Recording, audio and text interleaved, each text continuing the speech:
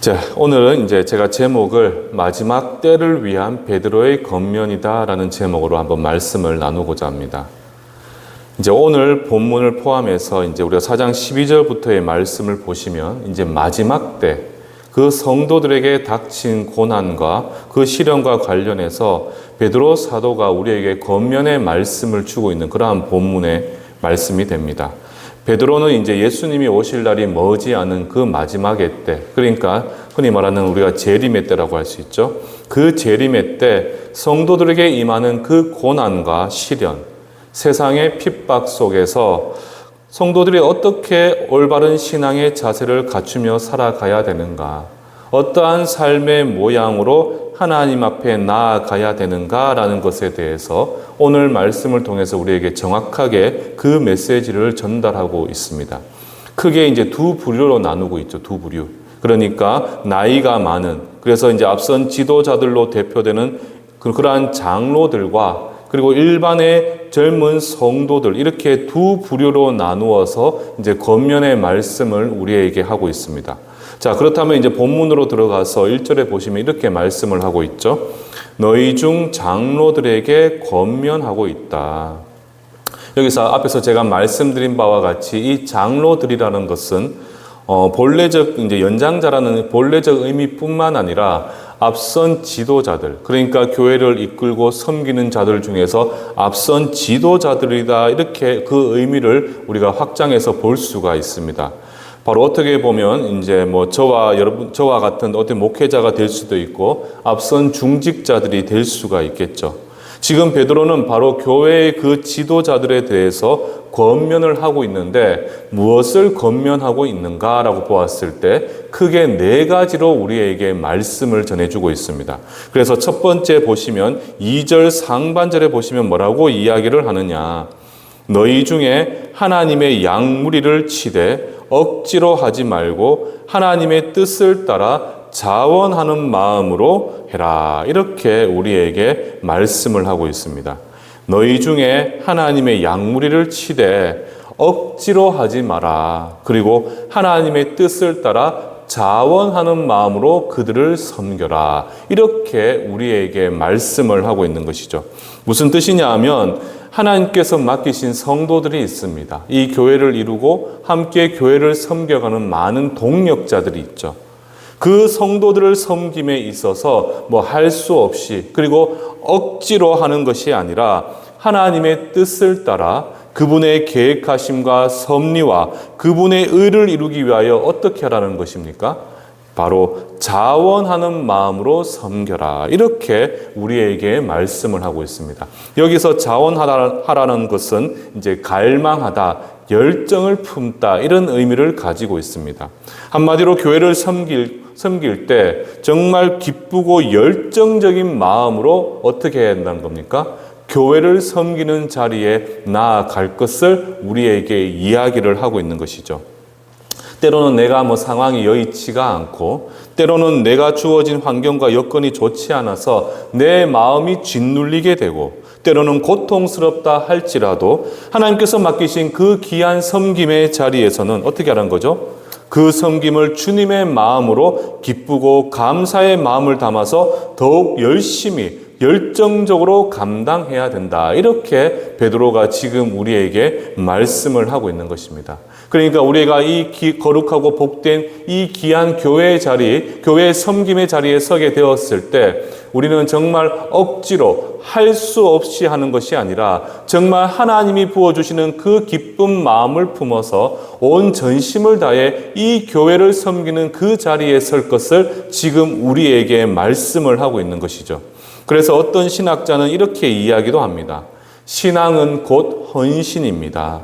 헌신은 내가 하는 일의 모든 것을 하나님 위주로 행하는 것이고 하나님의 뜻이 내 일생의 중심선이 되게 하는 것이다. 이렇게 이야기를 하는 분들도 계십니다. 지금 이 예배의 자리에 계신 분들, 우리 지금 이 일부 예배 드리시는 우리 분들 몇 면을 보면 어떻게 보면 모두가 각자의 자리에서 최선을 다해 정말 헌신을 감당하고 계신 분들도 계시죠. 특히 우리가 이제 우리 교회는 어떻습니까? 모든 성도가 한 마음을 담아서 정말 함께 섬기는 자리에 계셨기 때문에 짧은 1년의 그 시간 동안 많이 안정을 찾게 되었고 또 성장도 할 수가 있게 되었습니다. 그런데 여러분들이 기억하셔야 되는 것은 하나님의 일은 기쁘고 자원하는 마음으로 열정적으로 하게 될 때 그때서야 그 모습을 보시고 하나님은 그 섬김을 받으시게 된다는 사실이죠. 하나님은 우리가 정말 온 마음을 다해서 전심으로 그 일을 기쁘게 감당할 때 그 수고와 헌신을 받으시게 된다는 사실이에요. 우리가 섬김의 자리, 헌신의 자리에 나아갈 수 있다는 것은 결국 무엇을 뜻하는 것이겠습니까? 바로 우리가 하나님의 거룩한 백성이라는 놀라운 신분을 갖고 있기 때문에 그 일이 주어질 수가 있다는 사실이에요. 세상은 하나님을 섬기고 싶어도, 세상은 거룩한 교회 공동체를 섬기고 싶은 마음이 있어도 그들은 섬길 수가 없습니다. 왜? 그들에게 신분은 무엇입니까? 그들은 하나님의 백성이요 하나님의 자녀라는 신분을 갖고 있지 못하다는 사실이에요. 그러나 지금 이 자리에 계신 저와 여러분들은 그 신분이 바로 무엇이냐? 예수의 십자가 보혈의 은혜로 말미암아 우리는 하나님의 거룩한 자녀, 보배롭고 존귀한 하나님의 백성이 되었기 때문에 그 신분에 걸맞는 그런 하나님의 놀라운 일들, 그 수고와 헌신의 자리에 나아갈 수가 있다라는 사실입니다. 세상은 갖지 못한 나만의 신분, 그렇기 때문에 그 신분에 맞게 주어진 우리만이 할 수 있는 그 놀라운 사명, 그렇기 때문에 언제 어디서나 지금 내 상황이 비록 힘들고 어렵다 할지라도 주께서 맡기신 그 일을 우리는 어떻게 감당해야 되느냐? 항상 기쁨과 감사로서 그 일의 자리에 나아갈 수 있어야 된다라는 사실입니다. 그래서 우리가 초대교회를 보시면요, 우리 한국교회의 역사를 보시면 그 초대교회 당시에 구한 말에 많은 선교사님들이 그 목숨이 위협을 받고 있고 사랑하는 그 가족들이 정말 그 목숨을 잃어가는 그 고통스러운 상황 가운데서도 그들이 그 귀한 헌신을 감당할 수 있었던 이유는 바로 무엇이냐? 바로 그들에게 주어진 하나님의 놀랍고 귀한 그 사명, 그 복음을 전하며 하나님의 거룩하고 몸된 교회를 섬기는 그 자리에 기쁨과 열정을 다해 나아갈 수 있었다는 사실입니다. 그 이유는 다른 게 아니죠. 바로 하나님께서는 우리를 당신의 백성 삼아 주셨기 때문에 정말 받을 자격 없는 우리를 향한 그 하나님의 크고 놀라운 은혜로 말미암아 우리는 그 예수의 십자가 보혈의 은혜로 하나님의 거룩한 백성이 될 수 있었기 때문에 우리에게 주어진 그 사명, 바로 하나님의 몸된 교회, 그 거룩한 공동체를 섬기는 자리에 우리는 기쁨과 온 마음을 다해 나아갈 수가 있다라는 사실입니다. 저는 우리 성도님들에게 축복합니다. 우리 모든 성도님들이 어디에 있든지 어느 자리에 무엇을 하든지 하나님께서 맡기신 이 거룩하고 귀한 복된 사명 가운데 우리가 마음과 뜻과 정성을 다해 온 마음을 다해 섬김의 자리에 나아가게 될 때 하나님께서는 그 섬김과 수고를 바라보시며 기뻐하실 것이고 여러분들을 향한 참된 놀라운 계획과 그 놀라운 축복을 여러분들 삶 가운데 부어주시게 될 것입니다. 그러한 하나님의 은혜 가운데 그 맡기신 그 귀한 사명을 정성을 다해 섬길 수 있는 귀하고 복된 우리 충성교회 성도님들 되기를 주님의 이름으로 축원합니다. 그리고 두 번째, 이제 2절 하반절에 보시면 이렇게 사도 베드로가 우리에게 이야기를 하고 있죠. 더러운 이득을 위하여 하지 말고 기꺼이 해라. 이렇게 이야기합니다. 앞선 지도자들, 또 우리가 중직자들, 또 교회를 섬기고 있는 저와 여러분들이 하나님의 몸된 전을 섬길 때 두 번째 우리에게 권면하는 것은 바로 무엇이냐? 온 마음을 다해 전심을 다해 최선을 다해 섬길 뿐만 아니라 우리는 더러운 이득을 위하여 그 섬김의 자리에 나아가서는 안 된다라는 것을 지금 우리에게 정확하게 이야기하고 있는 것이죠. 여러분들, 더러운 이라는 것은 바로 이 헬라어 원문을 보시면요, 부정직한 이득, 즉 탐욕에 의한 이득, 이렇게 의미를 하고 있습니다. 부정직하고 탐욕과 관련된 이득. 쉽게 말씀드리면 여러분들, 교회를 섬김에 있어서 하나님의 일을 하면서 정당한 이득이 아닌 사리사욕에 의한 그 이득을 취하지 말라는 것입니다. 여러분들, 이해되시겠습니까? 우리 교회라는 이 교회 공동체는 세상의 사기업이 아닙니다. 여러분들, 일반 회사와는 다르죠. 여러분들, 모든 성도들이 온 전심을 다해 하나님을 향한 그 마음으로 헌금을 하고 그 헌금을 통해서 교회가 운영되어질 뿐만 아니라 하나님 나라 확장을 위하여 그 복음을 전하는 그 일에 그 재정이 사용되어지고 있다는 거예요. 그렇기 때문에 이 재정이라는 것은 성도의 헌신과 눈물이 담겨 있습니다. 따라서 이 재정을 투명하게 사용하여 성도들이 지도자들에게 신뢰를 갖도록 지도자들은 끊임없이 수고하고 노력을 하며 그 더러운 일을 취하기 위하여 자신의 그러한 꼼수들을 사용해서는 안 된다는 사실이죠. 제가 오늘날 한국교회를 보면서 가장 참 마음이 불편한 점은 또 바로 무엇이냐? 이 교회가 지나치게 돈 문제랑 얽혀 있다는 점입니다. 그렇지 않습니까? 우리가 매일같이 신문을 들여다보면 하루도 빠짐없이 등장하는 그 신문 기사가 무엇이냐? 어떤 지역에 어떤 교회가 또 돈과 관련해서 비리가 있었더라.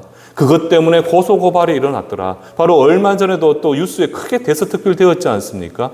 어떤 대형 교회에서 정말 돈 문제를 얽혀가지고 서로 고소고발이 이루어지고 있고 목회자들이 하나님의 거룩한 복음을 전하는 일에 자신의 모든 것을 쏟아내는 것이 아니라 오늘은 어떻게 하면 더 많은 것을 내가 얻을 수 있을까? 여기에 집중하는 사람들도 생겨나고 있고 그러다 보니까 어떻습니까? 정말 모든 성도가 목회자와 하나가 되어서 함께 하나님의 복음을 전하는 일에 최선을 다해야 되는 그것도 부족한 마당에 지금 우리가 나의 것을 챙기려고 하고 더 많은 부정한 이득을 취하려고 하는 그런 모습들이 교회 가운데 비춰지고 있다라는 사실입니다. 성직이란 이름이 무색해진 만큼 나의 욕망과 만족을 위하여 부정한 이득을 소위 건이라는 명분 삼아서 누리려고 하는 모습들을 너무나 쉽게 찾아볼 수가 있다라는 사실이죠. 분명히 베드로 사도는 우리에게 경고를 합니다. 주를 향한 마음으로 섬김과 헌신의 자리에 서고 결코 더러운 일을 취하려고 이득을 위하여 하지 마라. 이렇게 지금 우리에게 단호하게 그 메시지를 던져주고 있다는 거예요. 사랑하는 성도 여러분들, 여러분들은 기억하셔야 됩니다. 이 교회 공동체는 바로 예수를 믿는, 예수를 머리 삼아 그 지체된 성도들이 함께 세워가고 있는 교회 공동체죠. 이것을 위해서 우리는 기꺼이 주님께서 주신 그 물질들을 온 마음을 다해서 섬김의 자리에 나아가고 있는 것 아니겠습니까? 모든 것은 하나님의 것이지 사람의 것은 한 개도 없습니다, 여러분들. 내 인생에 주어진 필요한 모든 물질들도 하나님이 저와 여러분들을 사랑하셔서 주신 하나님의 물질인 것이고 그 물질의 일부를 담아서 이 교회 공동체를 위해 섬기기 위하여 우리는 하나님 앞에 드려지고 있는 것이지 이것이 하나님의 것임에도 불구하고 어느 순간부터 사람의 것, 어떻게 보면 조직의 것이 되어가고 있는 것이 오늘날 교회의 모습이라는 사실입니다. 저는 우리 성도님들께서 이 사실을 기억하셔야 돼요. 우리는 교회를 통해서 어떠한 이득도 취해서는 안 된다는 겁니다. 오직 우리가 드려지는 이 모든 물질은 결국 무엇을 위해 사용되어져야 되느냐? 하나님의 복음이 이 땅 가운데 온전히 전파되어질 수 있도록 안디옥 교회와 같이 이 땅 가운데 하나님의 거룩한 선한 영향력이 온전히 흘러 들어갈 수 있도록 우리는 그 일을 위해 재정을 사용해야지 우리의 이득과 목회자들, 어떻게 보면 목회자들의 그 이득을 위하여 그 물질이 사용되어져서는 결단코 안 된다는 사실. 여러분들은 그 사실을 기억을 하셔야 되겠습니다. 그리고 이제 세 번째, 사도 베드로는 앞선 지도자들에게 무엇을 권면하고 있는가? 바로 3절 상반절에 보시면 이렇게 이야기를 하고 있습니다. 맡은 자들에게 주장하는 자세를 하지 마라. 이렇게 우리에게 이야기를 하고 있죠. 맡은 자들에게 주장하는 자세를 하지 마라. 여러분들, 교회에는 높고 낮음이라는 것이 없습니다. 자꾸 우리 사회가 유교적인 사회의 기반을 두고 있다 보니까 이 교회 공동체도 어느 순간부터 높고 낮음, 직분이 높고 낮음 이렇게 뭔가 나눠져 있다라고 볼 때가 있죠. 물론 로마 가톨릭과 같은 곳은 이제 교황을 필두로 사제들, 그런 직제들이 나눠져 있고 그 직제들에게 어마어마한 권한이 있기 때문에 어느 순간부터 그렇게 나누어졌다고 볼 수가 있겠죠. 그러나 여러분들, 교회 공동체는 그렇게 나누어진 게 아닙니다. 사도행전 말씀을 살펴보십시오. 저는 말씀과 기도에 전무하는 목회자로서 세워져 있고 여기 계신 여러분들은 그 교회를 온전히 잘 세워나갈 수 있도록 집사의 직분을 통해서 하나님께서는 그 자리를 세워주셨다는 거예요. 목사라고 해서, 장로라고 해서 일반 성도보다 더 높은 자리에서 그들을 강압적으로 지시하고 그들에게 뭔가 할 수 있는 그러한 자격이 주어진 것이 아니라는 사실입니다. 물론 하나님께서 영적 권위를 허락하셔서 말씀을 전하는 자에게 목회자로서의 그 직분에 맞는 그 권위를 허락하신 건 맞습니다. 그러나 그 권위는 영적인 권위인 것이지 눈에 보이는, 그러니까 세상적인 모습과 같은 그런 권위가 아니라는 사실이에요. 어느 순간부터 교회가 부흥하고 그 규모가 커져가면서 어떤 문제가 생기게 되었느냐. 어느 순간부터 이 교회도 그 직분의 나눠짐을 통해서 높고 낮음의 자리에 서는 모습들이 그렇게 심심찮게 보여지고 있다는 사실입니다. 여러분들, 그렇게 되면 어떻습니까, 여러분들? 하나님의 거룩한 일을 함에 있어서 그 높은 자리, 그 위에 있는 사람들이 그 모든 권위를 가지고 있다 생각해 보십시오. 말할 수 있는 권위, 가르치고 지도할 수 있는 권위, 그리고 훈계할 수 있는 권위. 그건 당연히 성경에서 주어진 것은 맞지만 그것이 뭔가 특별한 나의 권세와 같이 쓰여지게 된다면 어떤 일이 일어나겠습니까? 오늘 이 말씀과 같이 맡은 자들에게 주장하는 자세를 가지고 끊임없이 내 생각과 내 의를 주입시키며 그것을 따라오도록 강요할 수 있는 그런 위험성에 빠질 수가 있다는 사실이에요. 여러분들 기억하십시오. 교회는요, 예수를 머리로 삼습니다. 그리고 각각의 지체들이 그 아름다운 교회 공동체를 이루고 있는 것이에요. 그 한 지체가 어떤 누구는 말씀을 전하는 자리에 그 권위가 주어져 있고, 여기 계신 분들은 주일학교를 섬기면서 각자의 자리에서 어린 자녀들 그 영혼을 섬기는 그 교사로서의 자리에 서 있는 것이고, 그렇기 때문에 모두가 동등한 자리에 있는 것이고 각자의 그 섬김의 그러한 일들이 다른 것이지 우리가 그 자리에서 높고 낮음으로 따로 구분되어져 있지는 않다라는 사실입니다. 지금 베드로는 뭐라고 이야기를 합니까? 교회에 높고 낮음이 어디 있겠냐마는 하나님께서 정하신 정당한 직분이 있기 때문에 지도자들은 어떻게 합니까? 일반의 성도들에게 뭔가 강요할 때도 있고 뭔가 요구하는 입장에서 강압적인 행동을 할 수도 있지만 그렇게 주장하고 행동해서는 안 되는 것을 지금 우리에게 명확하게 보여주고 있다는 사실이에요. 오늘 아까 앞에서도 말씀드렸지만 한국 교회의 또 다른 문제가 바로 무엇이냐? 지나친 권위의식에 빠져 있는 겁니다. 지나친 권위주의. 우리가 기억해야 될 것은 눈에 보이는 그 권위를 바라보는 것이 아니라 우리에게 주어진 그 영적 권위에 우리는 온전히 허리를 숙일 수가 있어야 된다는 사실입니다. 저는 우리 성도님들께서 어떻게 보면 저도 그렇게 될 수가 있겠죠. 사람은 변할 수가 있습니다. 어느 순간부터 교회가 커지게 되고 많은 성도들이 어떻게 보면 저를 목사님이라고 존중해 주게 될 때 저도 그 존중에 취해서 그 권위의식에 빠질 수도 있다는 거예요. 여러분들이 그런 저의 모습을 보면 어떻게 하셔야 되겠습니까? 여러분들이 하나님의 말씀을 들어서 뭐라고 말씀하셔야 되느냐? 제가 그런 어떻게 보면 권위의식에 빠져 있고 내가 뭔가 높은 자리에 있다고 생각하는 그런 착각 가운데 빠지게 될 때 여러분들은 이 하나님의 말씀을 가지고 저를 새롭게 일깨워 주셔야 된다는 사실입니다. 목회자는 무조건 내가 다 알고 있으니까 내 말만 들으라면서 이렇게 전하는 자리에 있는 것이 아니라는 사실이죠. 함께 동력자의 자리에 서서 제가 부족하면 여러분들이 저의 부족함을 채워주셔야 되고 저는 이 하나님의 말씀을 깊이 연구하여서 이 생명의 말씀, 진리의 말씀을 날마다 여러분들에게 가르치는 그 자리에 서야 되는 것이고 함께 서로 우리가 협업하며 함께 우리가 합심하여 우리가 온 마음을 다해 교회를 섬겨가는 자리에 있는 것이지 제가 목회자이기 때문에 여러분들에게 무조건 내 뜻을 따르십시오라고 말할 수 있는 자격이 없다라는 사실이에요. 그런데 이제 우리가 로마 카톨릭을 봐도 그렇고 로마 카톨릭에서 우리가 또 어떻게 보면 종교개혁을 통해서 이 개혁주의를 따르고 있지 않습니까? 그런데 이 교회가 한국 사회에 들어서면서 끊임없이 유교적인 문화가 뭡니까? 차등을 나누잖아요. 차등을 나누는 게 유교의 대표적인 모습이지 않습니까?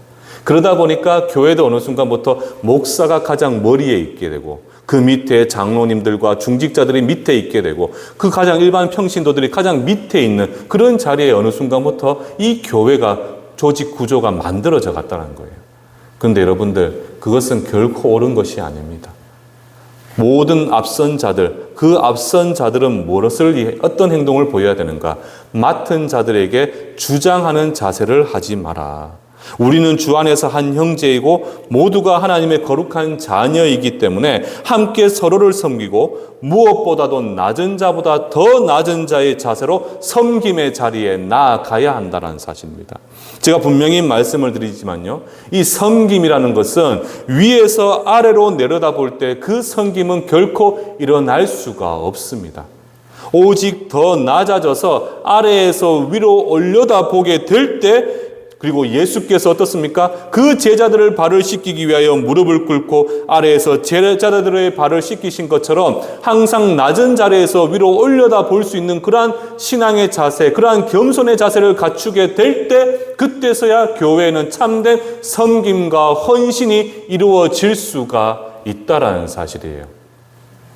제가 예전에 내일교회에 있을 때 저는 사랑부라고 해서 발달장애 부서를 섬겼습니다. 우리가 섬기신 우리 양혜선 목사님도 그 발달장애를 오래 섬기셨죠.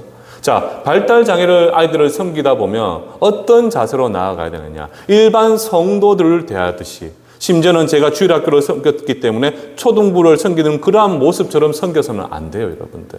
그 아이들에게 목회자로서 참된 예수의 마음을 품고 그들에게 섬김의 자리에 나아가려면 철저하게 그 아이들의 눈높이에 맞춰서 제가 그 아이들과 같이 되어져야 됩니다. 그래서 항상 어떻게 섬겨야 되느냐. 그 아이들보다 더 낮은 자리에 서서 그 아이들이 뭔가 존귀함을 누릴 수 있는, 그리고 그 아이들이 정말 뭔가 섬김을 받고 있다는 그 마음이 들 수 있는 그 자리에 우리가 낮은 자리에 엎드려 그 아이들을 밑에서 위로 바라보며 그 아이들을 온 마음을 다해 섬기게 될 때, 그때 그때서야 목회자들을 향해 마음의 문을 여는 것을 볼 수가 있다는 것이죠. 똑같습니다, 여러분들. 교회 안에서는요, 다양한 사람들이 참 많잖아요. 그런데 그것도 섬김의 자리에 서시는 분들도 참 많습니다. 자원하는 마음으로 기쁨과 열정을 가지고 섬기는 그들에게 앞선 지도자라는 이유만으로 하나님께서 세우신 그 영적 권위를 함부로 무분별하게 남용을 해서 그들에게 강압적이고 그리고 주장하는 자세로서 그들을 가르치려고 해서는 안 된다는 사실이죠. 하나님의 말씀 가운데 정당하게 주어진 그 권세와 권위를 가지고 하나님의 말씀대로 그들과 함께 동력자리의 자리에 서야 되는 것이지, 끊임없이 내가 위의 사람이라고 생각해 그 아랫 사람을 짓누르고 그들에게 강압적인 모습으로 나아가게 된다면 어떤 일이 일어나겠습니까?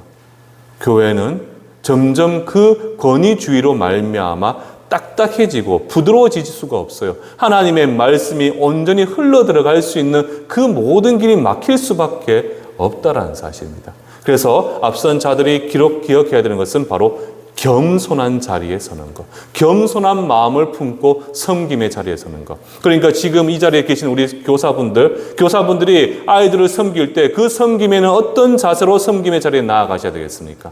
항상 내 눈높이를 그 아이들에게 맞춰서 항상 낮은 자리에서 높임을 바라보는 그러한 겸손한 모습으로 그 아이들을 바라보게 된다면 그 아이들은 영적인 아이들이잖아요. 그 영혼이 우리들의 그 위로와 그 섬김과 그 겸손을 충분히 바라볼 수가 있다라는 사실입니다. 그렇게 우리가 아이들에게 하나씩 한 걸음씩 나아가게 된다면 그 아이들은 여러분들의 그 수고와 헌신을 통해 제자들의 발을 씻기시며 무릎을 꿇으셨던 그 예수님을 여러분들의 모습을 통해서 바라볼 수가 있게 된다라는 사실이죠. 그리고 마지막 지도자를 향한 베드로의 권면은 바로 무엇인가? 3절 하반절에 보시면 뭐라고 이야기를 하고 있습니까? 맡은 자들에게 주장하는 자세를 하지 마라. 양무리의 본이 되라. 이렇게 지금 우리에게 말씀을 합니다.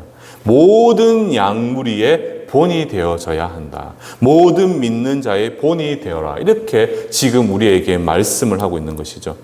우리의 모든 언행이 하나님 보시기에 그리고 성도들이 보기에 본이 되는 거룩한 삶의 모습을 보여라. 이렇게 지금 사도 베드로가 우리에게 말씀하고 있는 것이죠. 항상 내가 무엇을 행동하고 어떤 말을 하고 어떤 행동을 하든지 이 모든 언행이 바로 믿는 자들에게 본이 되는 모습. 그래서 저는 예전에 제가 섬겼던 그 교회에 어떤 장로님, 은퇴하신 장로님이 계십니다. 근데 그 장로님은 모든 성도들, 특별히 어린 젊은 청년들이 정말 존경하는 장로님이셨어요. 근데 왜 그분이 그 청년들이 그렇게 장로님을 존경하고, 그분은 집이 멀리 계셔서 행사 때만 한 번씩 교회에 오십니다. 그런데 그 장로님을 바라보면서 왜 그 모든 젊은 청년들이 그 장로님을 기억하고 있느냐? 그 장로님은요, 단 한 번도 그 젊은 청년들에게 반말을 하신 적이 없습니다. 말을 놓으신 적이 없어요.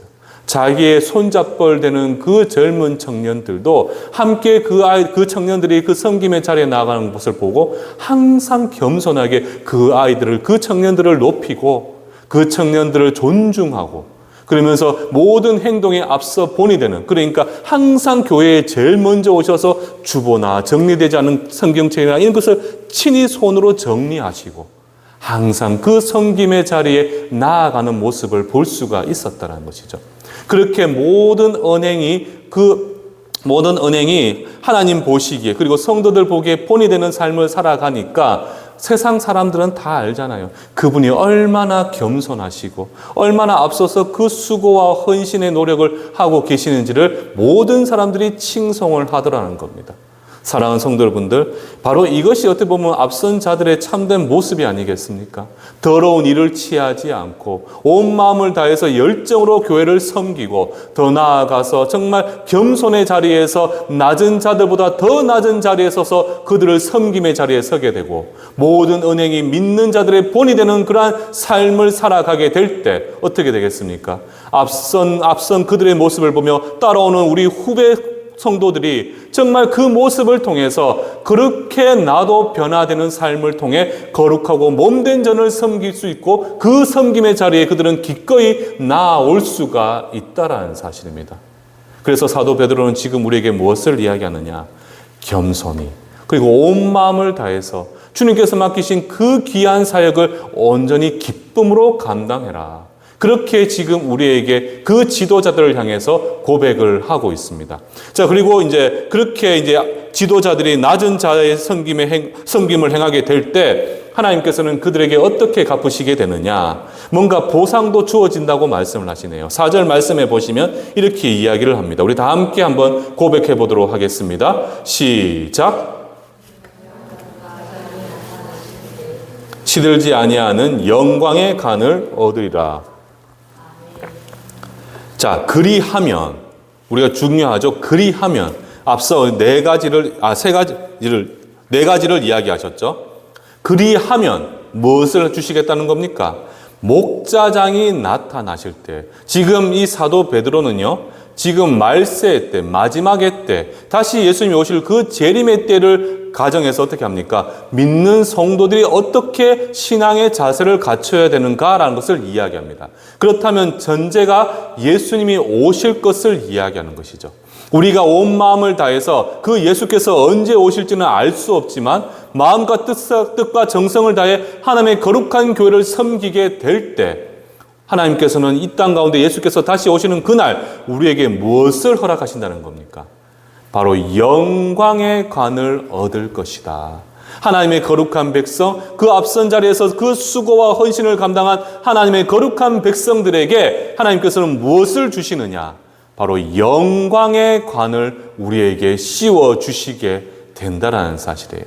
얼마나 참 크고 놀라운 축복입니까? 지금 어떻게 보면 믿는 성도들이 이 험하고 악한 세상 가운데서 정말 우리를 기쁘게 하고 우리를 행복해 하는 그 어떤 것도 없는 그런 상황 가운데서도 우리가 그럼에도 불구하고 기쁨과 감사를 고백할 수 있는 그 이유가 무엇이냐? 바로 하나님이 우리와 함께 하시고 하나님의 그 언약 가운데 약속하신 놀라운 축복을 우리는 믿음의 눈을 들어 바라볼 수 있기 때문에, 그렇기 때문에 우리가 이 짧은 인생, 그렇지만 이 험난한 광야길을 기쁨으로 고백하며 나아갈 수가 있다라는 사실이에요. 그리고 그 마지막 때 어떤 일이 주어집니까? 바로 여러분들에게 예수님께서 친히 예비하신 그 영광의 관을 친히 우리의 머리에 씌워주시고 함께 우리와 손을 잡고 그 천국 하늘 보좌 앞으로 나아가게 되는 놀라운 축복이 저와 여러분들에게 예비되어져 있다라는 사실이에요. 바로 이 놀라운 은혜가 우리에게 주어져 있다. 지금 이 사실을 우리에게 이야기를 하고 있다라는 사실입니다. 예수께서 이 땅에 다시 재림하실 때 그 주님을 섬기듯 교회와 성도를 온전히 섬긴 저와 여러분들에게는 바로 하나님이 약속하신 그 의의 면류관, 그 영광의 면류관이 저와 여러분들에게 예비되어져 있습니다. 그렇기 때문에 여러분들, 제가 한 가지 권면하고자 한다면요, 분명히 우리가 걸어가는 이 길은 쉬운 길이 아닙니다. 특별히 예수를 믿기 때문에, 예수 그리스도를 나의 구주로 영접했기 때문에 세상은 끊임없이 우리를 향해 도전하고 우리를 핍박할 수밖에 없습니다. 우리는 진리이기 때문에 저 거짓은, 그 어둠은 이 빛인 빛과 같은 이 진리를 거부할 수밖에 없겠죠.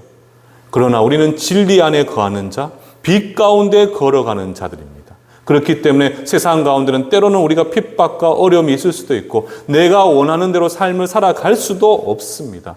그러나 분명한 사실은요, 그 광야길을 마치고 우리가 예수 그리스도를 바라보게 될 때 우리는 그 모든 수고에 대한 보상을 그 영광의 관을 통해 받을 수가 있게 되는 것이죠. 더 나아가서 우리는 하나님이 그 언약 가운데 예비하신 그 놀라운 그 구원의 은혜를 우리 인생 가운데 우리의 영원한 삶으로 주어지게 된다는 사실입니다. 저는 이러한 하나님의 은혜를 바라보며 하나님의 그 영광된 그 길을 걸어갈 수 있는 우리 모든 충성교회 성도님들 되기를 주님의 이름으로 축원합니다. 제가 오늘 이 말씀을 준비하면서요, 정말 이렇게 섬길 수 있는 사람이 있을까? 저도 한번 제 스스로를 한번 자문해 봤습니다. 나는 과연 이렇게 섬길 수 있을까?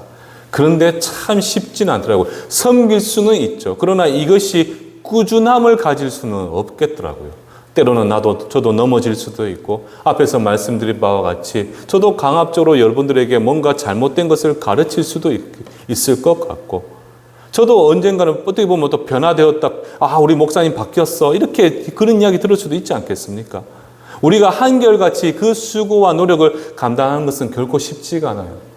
그런데 제가 참 나는 그렇게 할 수 있을까라고 고민을 하지만 제 대답은 저는 잘 모르겠어요. 그런데 제가 이 말씀을 묵상하면서 한 인물이 제가 떠올랐어요. 그분은 누구시냐 하면, 혹시 서울의 내수동교회라고 들어보셨습니까? 70년대, 80년대 젊은 세대들, 그러니까 지금 흔히 말하는 큰 교회, 큰 목사님이라고 불리는 그분들이 젊은 청년의 때를 보냈던 교회가 바로 내수동교회입니다. 내수동교회. 정말 작고 강한 교회. 근데 그 내수동교회 그 시대를 섬겼고 지금은 원로가 되신 박이천 목사님이라는 분이 계세요. 그분은 박이천 목사님, 예전에 총신의 교수이기도 하셨던 분인데, 그분 밑에 흔히 지금 이름만 대면 다 아는 목사님들이 그분 밑에서 부교역자 생활을 하셨잖아요. 그런데 제가 그분을 한번 의전을 할 기회가 있었습니다. 제가 의전을 할 기회가 있었는데, 제가 어떤 것을 느꼈냐 하면요, 정말 그 목사님은 겸손함이 온몸에 배어 있으신 분이셨다. 제가 그렇게 기억이 남아요. 그 연세, 지금 연세가 90 중반입니다. 90 중반입니다. 90 중반이신데도 혈기왕성하게 사모님 손을 붙잡고 자신들의 제자들이 지금 정말 큰 교회 담임을 하고 계시잖아요. 그 교회를 찾아다니시면서 그 필요할 때마다 지금도 말씀을 왕성하게 전하시는 분이에요. 그분은 월남 6.25 때 내려오신 분이십니다. 근데 그분은 어떤 분이시냐면 시편은 수천 번, 시편이나 로마서 같은 그 성경을 수천 번을 읽으신 분이 바로 그 박이천 목사. 그런데도 그분은 아직까지 성경을 모르겠다라고 말씀하시는 거예요. 얼마나 겸손하세요. 그리고 그 제자들을 찾아다니시면서 그 제자들을 지금도 그 연세에 한 명 한 명 이름을 불러가면서 기도를 해주고 계신 분이십니다. 더 나아가서 그 제자들의 마음이, 또 그 목사님이 어째 스승이시니까 보면 여전히 마음에 안 드는 게 있을 수도 있잖아요. 그런데 마음의 상처 같은 걸 입히지 않으시려고 정말 지혜롭게 말을 돌려가면서 참된 가르침과 겉면의 말씀을 아직까지 하고 계신 분이십니다. 그리고 그 위치에 계셨는데, 그 어마어마한 그 자리에 어떻게 보면 지금 한국교회 가장 어떻게 보면 어른이라고 할 수 있는 분이신데, 그래도 많은 물질을 소유하지 않으시고 그 성도들, 아직도 그 성도들, 어린 성도들에게 겸손히 정말 말을 높이시면서 그 겸손한 자리, 낮은 자리에 그 겸손한 모습을 보여주고 계신다라는 거예요. 제가 그 모습을 보면서 어떻게 보면 예전에 우리가 영락교회 지금 소천하셨지만 그 한경진 목사님, 그 한경진 목사님이 그 요양원에 계실 때 그 제자들이 멀리서 바라보니까 어느 순간부터 예수님을 바라봤다라는 그런 고백이 있었던 것처럼, 어떻게 보면 지금 이 섬김과 헌신은 예수님만이 하실 수 있는 그 헌신일 수도 있고, 그것을 박희천 목사님을 통해서 저도 어떻게 보면 좀 바라본 것이 아닌가라는 생각이 들어요. 제가 왜 굳이 이 한 인물을 예를 들었느냐. 우리 인생도 그러한 자리에 설 수 있어야 된다는 겁니다. 끊임없이 내가 높은 자리에 있을 수도 있고 내가 세상 누구보다도 잘날 수도 있겠지만 항상 우리는 무엇을 가지고 있어야 되느냐. 낮은 자보다 더 낮은 자리에 서서 겸손한 자리로 그들을 섬길 수 있어야 되고 항상 모든 일에 기쁨과 그 열정을 가지고 즉 죽게 하듯 최선을 다할 수 있는 그러한 수고와 헌신을 감당해야 되는 것이고 어떻습니까? 항상 우리는 누군가를 그 아랫사람에게 우리가 앞서서 우리가 그들에게 강압적인 모습으로 나아가는 것이 아니라 내 권위를 자랑하는 것이 아니라 그리고 더러운 일을 취하지 않고 오직 모든 일은 주께 영광 돌리는 그 자리에 최선을 다할 수 있는 것. 그것이 바로 무엇이냐? 우리 사도 베드로가 저와 여러분들에게 권면하고 있는 바로 앞선 지도자들, 앞서 섬김의 자리에 있는 자들이 갖춰야 되는 온전한 신앙의 본분, 그 자세임을 우리에게 말씀을 하고 있는 것입니다. 자, 그리고 이어서 이제 제가 짧게 한 가지 더 말씀을 드리면 5절을 보시게 되면 교회를 섬기는 젊은 성도들, 앞에서 제가 두 부류라고 말씀을 드렸잖아요. 우리가 앞선 지도자들이면 또 이제 젊은 성도로 비교되는 젊은 성도를 향해서 베드로가 한 가지 권면의 말씀을 합니다. 우리 5절 말씀에 보시면 이렇게 이야기를 합니다. 젊은 자들아 이와 같이 장로들에게 순종하고 다 서로 겸손으로 허리를 동이라. 하나님은 교만한 자를 대적하시되 겸손한 자들에게 은혜를 주신다. 이렇게 이야기를 합니다. 두 핵심 단어가 나오게 되죠. 바로 순종과 겸손. 젊은 성도들은 자신들이 앞서서 무엇인가를 하기에 전에 교회의 방침이 있습니다. 교회도 법이 있잖아요. 그리고 하나님의 뜻에 순종하는 법을 배워라. 그리고 그로 인해 스스로 겸손해져라. 이렇게 사도 베드로가 지금 젊은 성도들을 향해 권면의 말씀을 던지고 있는 것이죠. 특별히 하나님의 말씀과 교회의 방침에 순종하는 법을 배우고 함께 그것을 통해서 겸손의 자리에 나아가라. 이렇게 우리에게 이야기를 합니다. 많은 사람들이 내 생각과 내 뜻이 옳다는 독선에 빠지다 보면 자신의 모든 행동이 교회를 위한다는 그 위선에 빠질 수가 있다라는 사실이죠. 그러나 분명한 사실은 지금 베드로 사도가 권면하는 것처럼 우리가 철저한 순종을 통해서 겸손해지게 될 때 하나님은 우리에게 은혜를 베풀어 주시게 된다라는 사실입니다. 지금 베드로는 성도들을 향해서 작은 것부터 순종함을 통해서 지금 우리에게 무엇을 가르치고 있습니까? 바로 사람이 아닌 하나님께 순종하는 법을 지금 우리에게 가르쳐 주고 있다는 거예요. 교회의 법에 순종을 하고 앞선 지도자들의 그 말에 순종하는 법을 통해서 우리는 무엇을 배울 수가 있느냐? 바로 하나님께 순종하는 법을 배울 수가 있다는 사실입니다. 사람에게도 순종하지 않는 사람들이 어떻게 하나님께 순종할 수가 있겠냐라는 것이죠. 우리가 부모를 통해서 부모를 공경하는 법을 배우고 주위의 사람들을 향해 섬김을 배우고 낮은 자보다 더 낮아져서 겸손을 배우게 될 때 그 이유는 바로 무엇이냐? 바로 이 모든 것을 통해서 우리가 하나님의 거룩한 백성을 섬기고 예수 그리스도를 향한 겸손과 순종을 배울 수가 있게 된다라는 사실입니다. 자, 그렇다면 이 지도자들이든 젊은 성도들이든 이 모든 권면을 통해서 베드로는 지금 한 가지 사실을 우리에게 가르쳐 주고 있는 것이죠. 바로 고난의 때, 이 마지막의 때 철저히 하나님 앞에서 낮아짐으로 겸손해져서 어떤 시련과 고난이 주어진다 할지라도 바로 하나님 한 분만을 의지하도록 우리에게 가르침을 주고 있다는 거예요. 앞서 지도자들이 그 네 가지의 모양으로 하나님 앞에 엎드리고 순종하는 법을 배우고 우리 젊은 성도들이 말씀과 교회의 법도와 치리와 그리고 앞선 지도자들의 말에 순종하는 법을 통해서 우리는 무엇을 바라볼 수가 있느냐? 바로 겸손함을 배울 수가 있고 이 겸손함이라는 것은 마지막 때 우리를 향한 그 시련과 고난이 주어지는 그때에 우리는 오직 여호와 하나님 한 분만을 의지하는 법을 우리는 배울 수가 있다라는 사실입니다. 내 생각과 내 능력을 의지하는 것이 아니라 나의 실력과 세상의 길을 쫓아가는 것이 아니라 아무리 힘들고 고난 가운데 있다 할지라도 나의 능력 되시는 여호와 하나님 한 분만을 바라보며 그분을 의지하는 법을 바로 이러한 수고와 헌신을 통해서 내 삶 가운데 배워놓을 수가 있다라는 사실이죠. 내 심령 깊이 오직 예수라는 그 한 글자를 가슴 깊이 새겨놓을 수가 있다라는 사실입니다. 내가 아무리 탁월하고요, 내가 아무리 권세와 능력이 있다 할지라도 내가 할 수 있는 것은 유한합니다. 한계가 있습니다. 그러나 그 어떤 시련 가운데서도 모든 지혜의 근원 되신 예수 그리스도를 바라보게 될 때 하나님께서는 우리의 생각과 우리의 이성을 넘어서는 그분만의 크고 놀라운 방법으로 우리의 모든 삶을 회복시켜 줄 수가 있다는 사실이죠. 더 나아가서 내가 나가는 모든 발걸음 가운데 수많은 시련과 고난이 있다 할지라도 그 길 가운데 앞서 행하시는 하나님의 능력의 손을 우리는 의지하며 나아갈 수가 있다는 사실입니다. 지금 베드로는요, 바로 너희가 이런 수고와 헌신과 배움을 통해서 궁극적으로는 어떤 삶의 문제 앞에서도 오직 예수를 의지하며 붙들 수 있도록 우리를 지금 훈련시키고 있는 것과 같습니다. 그렇게 우리가 바라보게 될 때 또 이 일을 통해서 우리에게 무엇을 가르치고 하느냐. 9절의 말씀을 보시면 너희 믿음을 굳건히 하여 대적해라. 이는 세상에 있는 너희 형제들도 동일한 고난을 당하는 줄 알아. 오직 예수를 바라보는 것뿐만 아니라 마지막 때 우리를 시험하는 그 마귀의 도전 가운데 그 마귀를 대적할 수 있는 하나님의 크고 놀라운 능력을 우리는 우리 삶 가운데 온전히 새겨 넣을 수가 있다라는 사실입니다.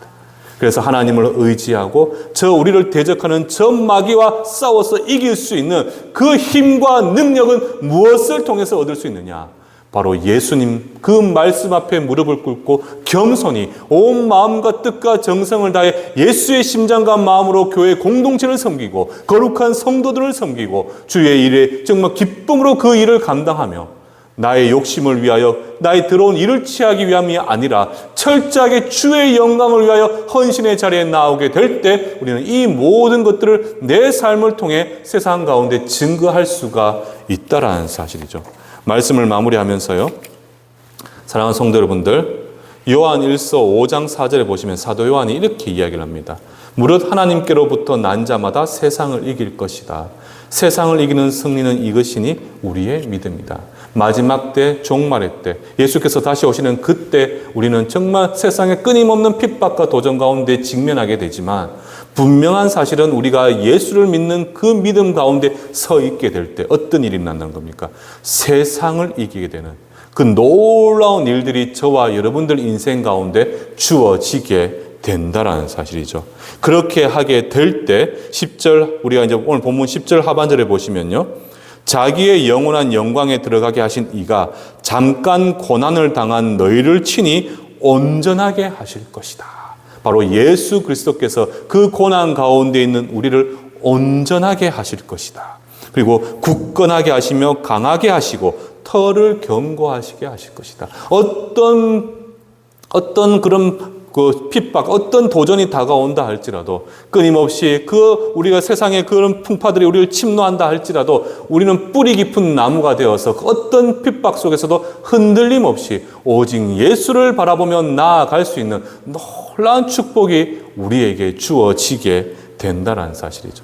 저는 우리 성도님들이 오늘 이 말씀을 좀 집에 가셔서 묵상하셔서요, 우리가 1절부터 10절까지 다시 한번 찬찬히 읽어보시게 되면 여러분들, 우리가 무엇을 어떻게 이 교회 공동체를 섬기고 이 땅 가운데 거룩한 성도의 삶을 살아갈 수 있는가 아마 아시게 될 겁니다. 말씀은 이렇게 하지만 우리가 일상 속에서 그렇게 살아가기는 쉽지는 않습니다. 분명하죠. 그렇기 때문에 이 성경은 끊임없이 똑같은 말씀들을 우리에게 계속해서 반복적으로 주고 계신다는 거예요. 하루하루가 바쁜 일상 속에 있다 보면요, 우리는 그렇게 살아낼 수가 없는 것도 맞습니다. 그러나 여러분들이 기억하셔야 되는 것은요, 그럼에도 불구하고 우리는 그러한 삶을 살아내려고 끊임없이 수고하고 노력을 해야 되고 그 가운데 우리는 오직 예수를 붙들 수 있는 그 믿음을 가지셔야 된다는 사실이죠. 그렇게 하게 될 때 우리는 이 험한 세상 가운데서도 우리의 신분, 예수 그리스도의 거룩한 백성이라는 그 신분에 걸맞는 온전한 삶의 모양, 하나님의 거룩한 백성의 삶을 살아낼 수가 있게 됩니다. 그러한 삶을 온전히 오늘 하루도 매일의 삶 가운데 살아내실 수 있는 복된 우리 충성교회 성도님들 되기를 주님의 이름으로 축원합니다.